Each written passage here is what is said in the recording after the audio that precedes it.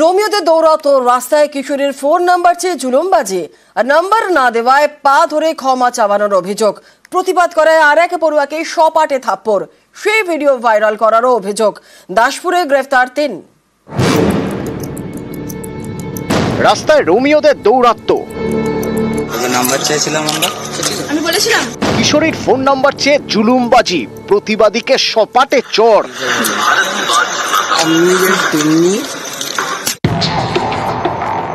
এখানেই শেষ নয়, পুরো ঘটনা ভিডিও করে সোশ্যাল মিডিয়ায় ভাইরাল করারও অভিযোগ।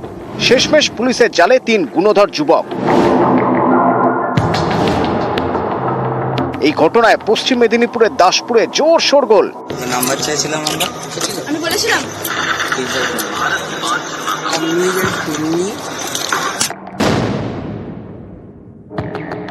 দাসপুরের বেলিয়াঘাটা এলাকা।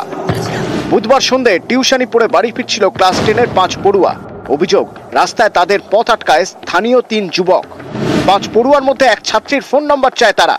নাম্বার চাইছিলাম আমি বলেছিলাম ফোন নাম্বার না দেওয়ায় জুলুমবাজি শুরু। অভিযোগ, পা ধরে ক্ষমা চাওয়ানো হয় ওই ছাত্রীকে।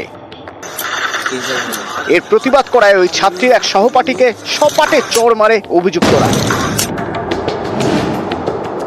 এরপর সেই ভিডিও সোশ্যাল মিডিয়ায় ভাইরালও করে দেওয়া হয় বলে অভিযোগ। এরপরেই দাসপুর থানায় লিখিত অভিযোগ দায়ের করে ওই পড়ুয়াদের পরিবার। গ্রেপ্তার করা হয় 3 অভিযুক্ত যুবক, দেবাশিস মণ্ডল, অশোক ভুনিয়া এবং বিজয় বেরাকে। মেয়েদেরকে টোন কাটে, গায়ে হাত দেয়, নাম্বার চাই, সাইকেলে হাত ধরে। ওইগুলো ওই অশোক আর বিজয় মন্ডু। প্রতিবাদ করতে যাওয়ার ফলে আমাকে চড় মারে, একটি মেয়েকে দিয়ে পায়ে ধরে ক্ষমা চায়, আর একটা মেয়েকে সরি বলান করে। অভিযোগ, অনেকদিন ধরেই ছাত্রীটিকে উত্ত্যক্ত করা হচ্ছিল। বাড়িতে বললে প্রাণে মেরে ফেলার হুমকিও দেওয়া হচ্ছিল।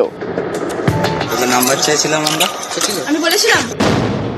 এরপর বুধবার সন্ধ্যে রাস্তায় রোমিওদের দৌরাত্ম্য।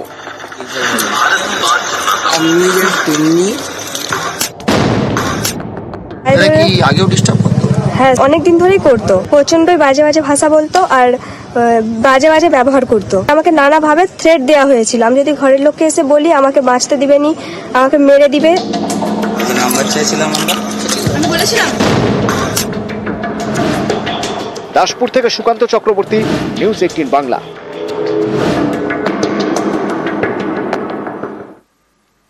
আসছে পরবর্তী খবরে। বৃদ্ধাকে গলা কেটে খুন।